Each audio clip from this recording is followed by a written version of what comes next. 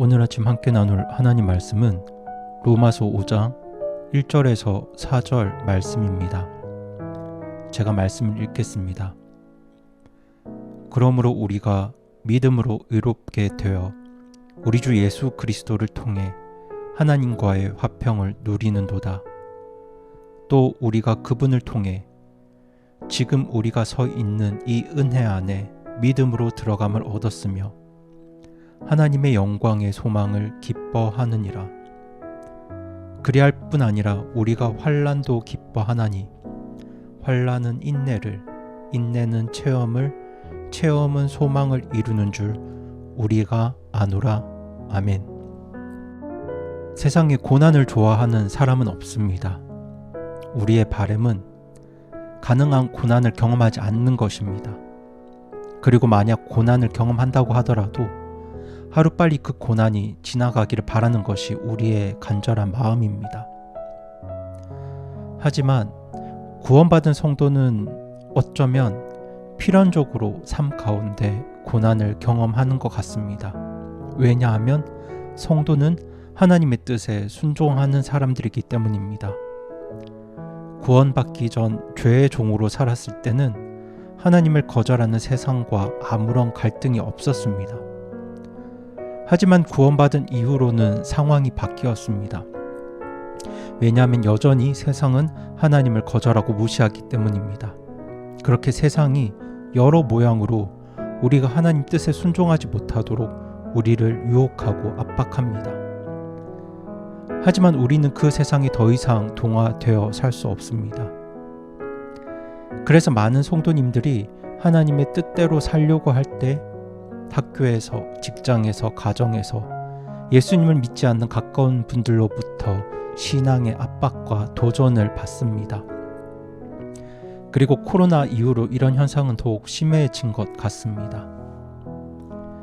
그래서 불신자 부모님을 둔 우리 교회 청년들 중에는 주일에 교회 간다는 말을 하지 못하는 청년들도 있습니다. 아침에 부모님이 일어나시면 부모님께서 교회 가는 것을 반대하기 때문에 부모님이 깨시기 전에 일찍 집을 나서는 청년들도 있습니다. 이처럼 우리가 예수님을 믿고 구원받아서 주님 뜻에 따라 살려고 할 때 우리는 더 이상 세상과 화평을 누릴 수 없는 그런 사람들이 되었습니다. 하지만 오늘 말씀이 이러한 우리들을 위로하고 격려합니다. 1절 말씀은 세상과 더 이상 화평할 수 없게 된 우리들을 향해서 그런 우리들이 이제는 하나님과 화평을 누리게 되었다고 말씀합니다. 우리가 구원받은 이후로 세상과 화평을 누릴 수 없게 된 것은 사실입니다. 하지만 오늘 우리들에게 큰 힘과 위로가 되는 것은 그런 우리가 이제는 하나님과 화평을 이루게 되었다는 사실입니다. 그리고 이러한 화평은 그냥 얻어진 것이 아닙니다. 원래 우리는 거룩하신 하나님과 절대로 화평할 수 없는 사람들이었습니다. 그럼에도 우리가 믿음으로 하나님과 화평하게 된 것은 하나님의 아들이신 예수 그리스도께서 십자가 위에서 죽으시고 부활하심으로 우리의 죄 문제를 해결해 주셨기 때문입니다. 우리는 죽기까지 우리를 사랑하신 그 하나님의 아들 주 예수 그리스도를 믿음으로 하나님과 화평을 이루는 그 은혜 안에 들어가게 되었습니다. 그리고 그렇게 예수님을 믿음으로 구원받은 성도는 주님께서 다시 오시는 그날 하나님의 영광을 마음껏 누리게 될 것입니다. 우리 주 예수 그리스도께서 다시 오시는 그날 예수님은 이 땅을 새롭게 하실 것입니다. 그리고 우리는 영광스러운 몸으로 다시 부활할 겁니다. 그렇게 부활한 우리들은 사랑하는 주님과 함께 영원토록 하나님의 크신 영광과 그분의 풍성함을 마음껏 누리게 될 것입니다. 하지만 그 날이 올 때까지 우리가 세상에서 필연적으로 경험할 수밖에 없는 것이 바로 고난과 환난입니다. 그렇게 우리 삶에 고난과 환난이 있을 수밖에 없는 이유는 주님 오시는 그날까지는 여전히 하나님을 거절하고 대적하는 세력들이 이 땅에 존재하기 때문입니다. 하나님을 믿고 하나님께 소망을 둔 사람들과 하나님을 거절하는 사람들은 당연히 충돌하고 갈등할 수밖에 없습니다. 가치관이 충돌하고 삶의 방식이 충돌합니다. 그리고 이 충돌과 갈등은 굉장히 치열합니다. 그래서 주님을 사랑하는 많은 성도님들이 이 땅에서 여러 어려움과 고난을 경험합니다.